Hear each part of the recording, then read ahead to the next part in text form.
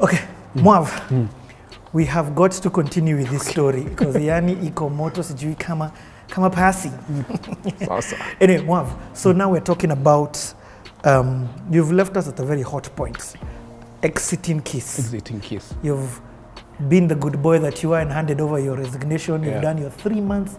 3 months notice. 3 months notice, notice. Wow. And on the 26th of April 2006, 26th of April 2006, I believe it was my last day of employment at KISS. So worked until 7 p.m., made sure some ads were done. At this time, do you know where you're going to? I didn't know. I just knew I wanted to get into movies, shooting films. That's all. And before that, before exiting, because I'd saved up quite a bit of money, because I was being paid good money, didn't have that many expenses. Plus, I wasn't partying over the weekends. You know, I bought my first digital camera, digital DSLR, Canon EOS Rebel 350D. Dude, 8 megapixels with Tamron 28 to 75 and 75 to 300 lenses. So I bought it, I think, from Adorama. Again, I think my mom was in the US coming back. I saved up. It was so the 350D. Some backstory. 350D was the first DSLR under $1,000 that was ever done, and it costed $999. But it was the cheapest. It was the cheapest camera DSLR you could buy then. So I bought it. I think in total it cost me like 120 or 130,000 bob for everything. For now, with the 28 to 75 Tamron and 75 to 300 lens. And so on weekends, to Husa from the madness at KISS, I used to now go shoot different things.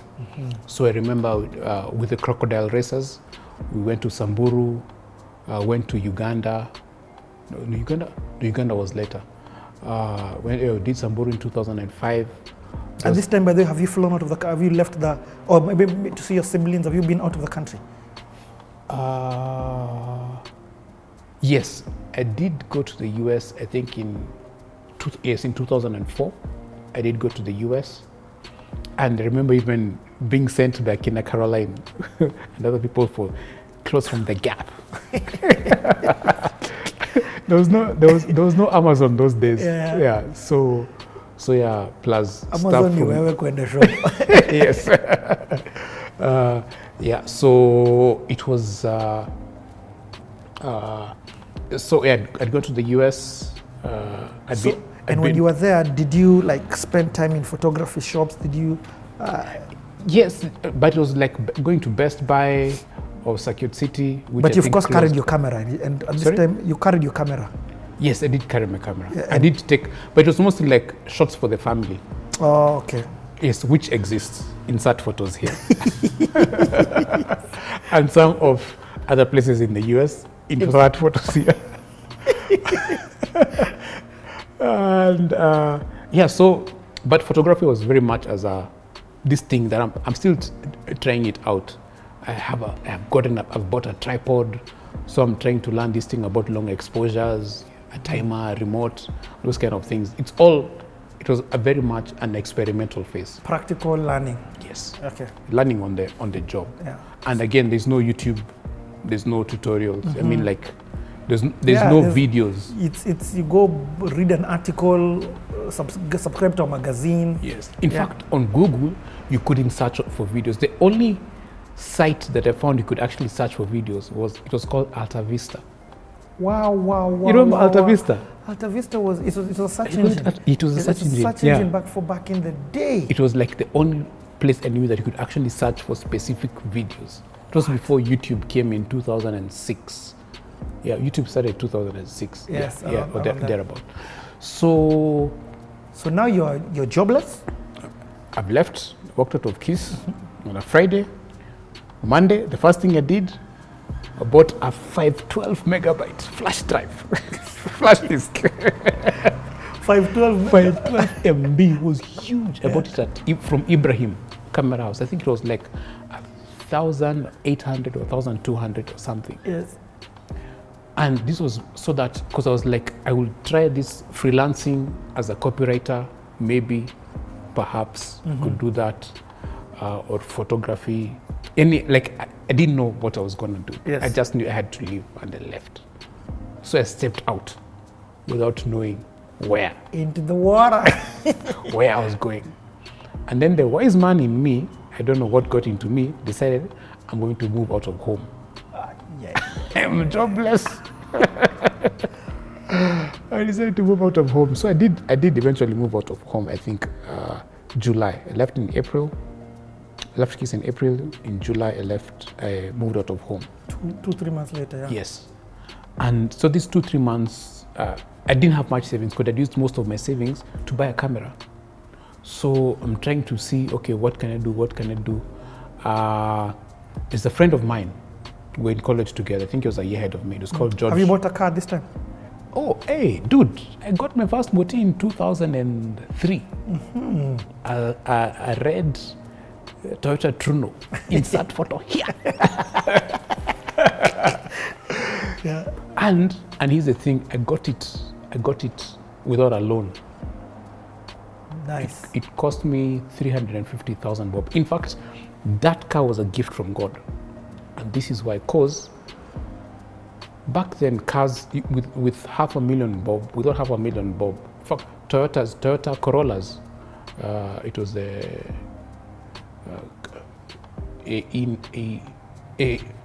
Corolla, I think A100 was the chassis number, famous chassis number.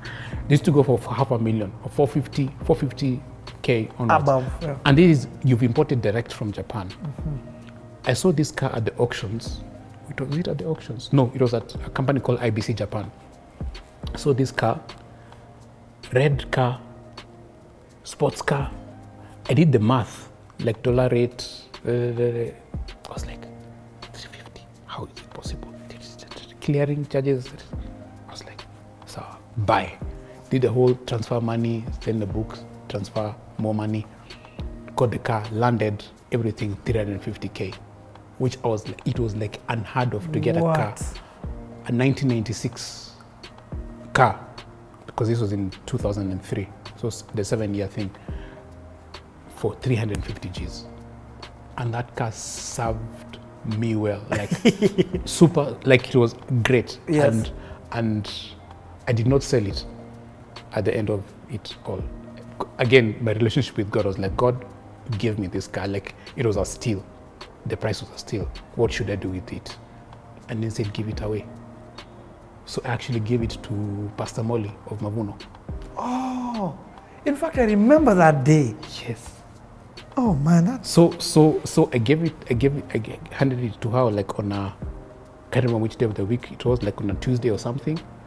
3 days later or 2 days later, I got now Sylvester. which we just let go of. Which now let go of. But insert Sylvester here. Insert Sylvester photo. Because there's a story and a half about Sylvester. That one. So anyway, I've left Kiss. I'm not just freelancing. So George Jaoko, he'd also, we were in college together. He used to work for an agency. He'd quit an agency to start his own agency. And he told me, Mwangi, you have a camera. I need you to come and help me take some photos. It was like a Kendall Kobil promotion or something, back to school prom. I told him, Bana, dude, we haven't shot for ads before. He's like, no, I believe in you, you can do it. Come and do it. There's some money in it. You're not doing it for free, you're being paid. I think it was like 20 Gs or 30 Gs or something of the sort. I was like, sawa. There were no even lights or anything. I think later on I did buy a flash for my camera. It was a 430EX Canon flash. But it was just, you shoot with the available light. Shot. And there were billboards in town with my images. What? Shot on this 8 megapixel 350D. So that was the first official gig that you're getting paid for. That I was getting paid for photography. But before that, I'd shot some images when working at KISS. US hip hop artists, Ja Rule, came to Kenya. Ja Rule, is it Eve as well? No, Eve. it was just Ja Rule by himself. Okay. And it was for a Celtel promotion, whereby they were giving away a Porsche. Yeah. Yeah, a 911. And remember, Ann Othoro was the head of marketing at Celtel, or was it Airtel then? And so, Ja Rule concert, insert images here, was like the first big musical event that I shot. I also did shoot when And you got paid for that as well? No. This is... Oh, this was I'm radio station staff. Getting a salary. Your contract says you will accept all duties and responsibility. So there's no extra chums. But I have images that nobody else has. Maybe the newspaper guys have them in the archives. Yeah, but I do have Ja Rule images. I have an image of Ja Rule and Shafiweru. Insert image. These are all photos taken by you. All photos taken by me. So yeah, that's not the first concert I covered. I think I also covered when TID, kama wanipenda, you know, when he was in Kenya, when he came he was in Kenya for a concert, when he performed for like 10 minutes only. Kiss used to play. Dalalai po, dalalai. That song was so Kidali Po. With the what do you call it? The diamond of them. Yes, yes, Mr. Nice. Yeah, Mr. Nice. Yeah. Mr. Nice.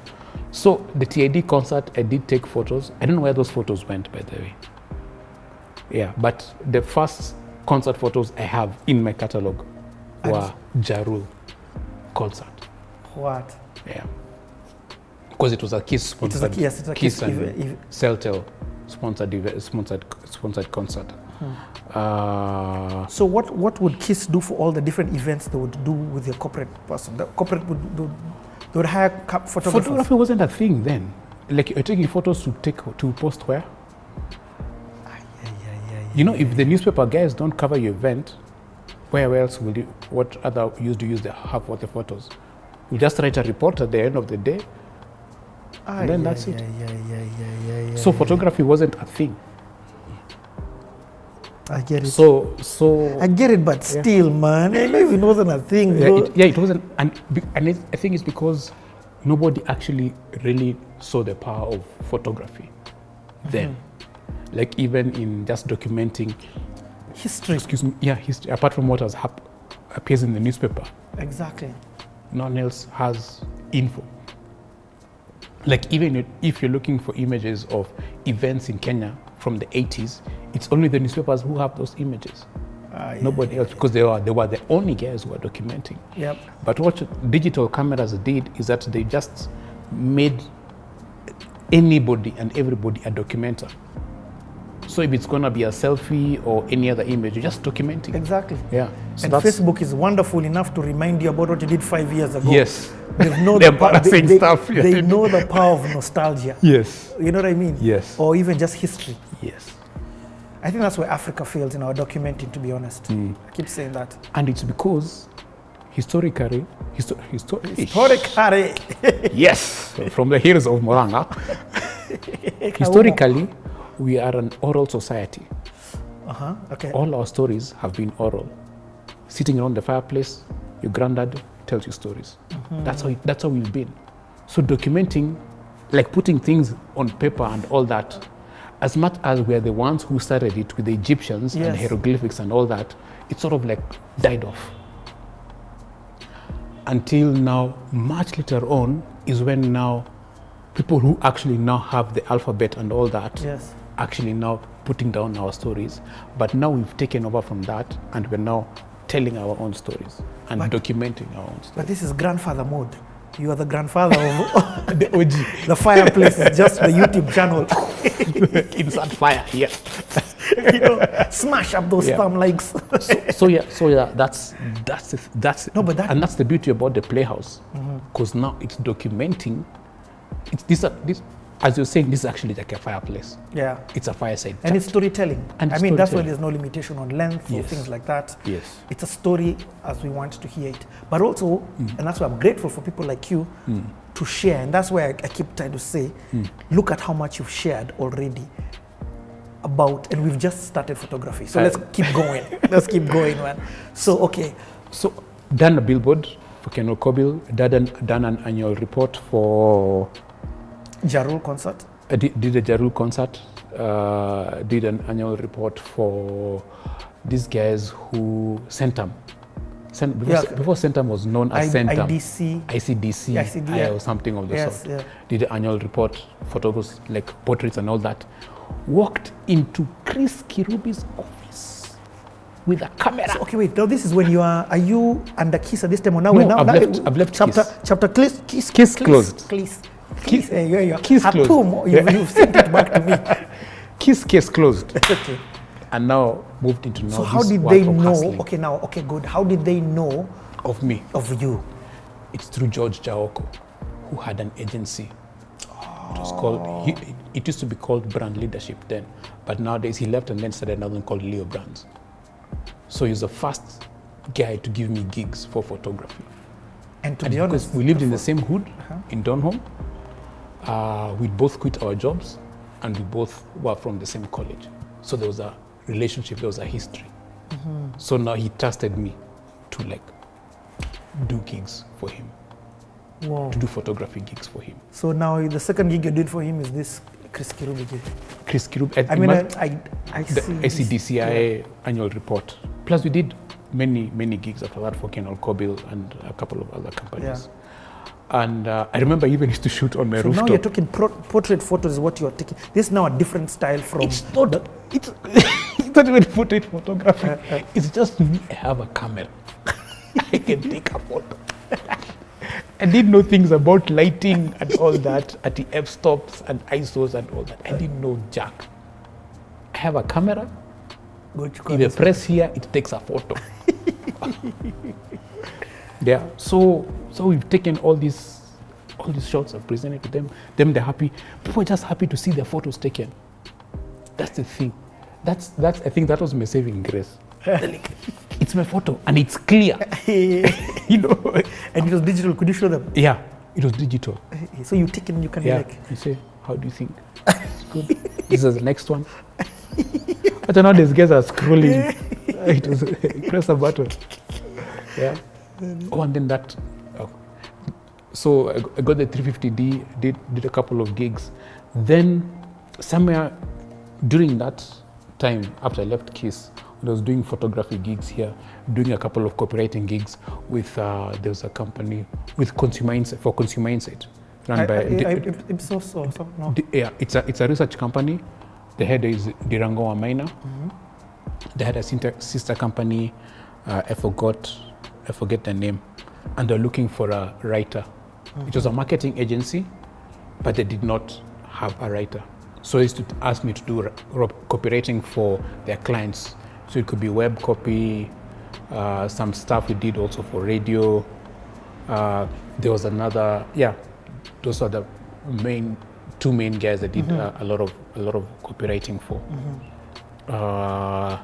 Then Granton Samboja, current governor of Taita Taveta or something of the sort. Yes. He was a presenter at Classic then. He was good buddies with James Mwangi of Equity. Yes. Like they were buddies. So one day KISS called me back. They're like, we have new writers we brought in. We need you to train them in this thing called copywriting. Are you available? Yes. How many? I think we did a week or 2 weeks. So I did get paid for those. Yes. For that time that I was training them. The people I trained was Ashley Ndambo. There's Rose Ondengo, who is currently a great writer. I think she does a lot of print, a lot of online stuff. Rose who? Rose Ondengo. Yes. Ashley was that Ashley was leaving from... The one was cycling. She used to have a show with the K Crew. Yes, Kubamba. Yeah, yes, that's same Ashley. And then there was Ben Mimano, who is also a photographer now. Ben is in photography now? Yes, he's a photographer. Very good guy, I really like that guy. So those three, I did train them in now copywriting. And it's because I forgot to mention this, I did get training from a guy called Simon Rushton. Simon Rushton was brought in by KISS from the UK What? to come and train me in copywriting for a full week. What? That's how serious Kiss was about creative. Jeez. They brought a guy from the UK, an amazing guy. He's now, he married a Kenyan, so I think he might be Kenyan also. Once you come black, you can never go back.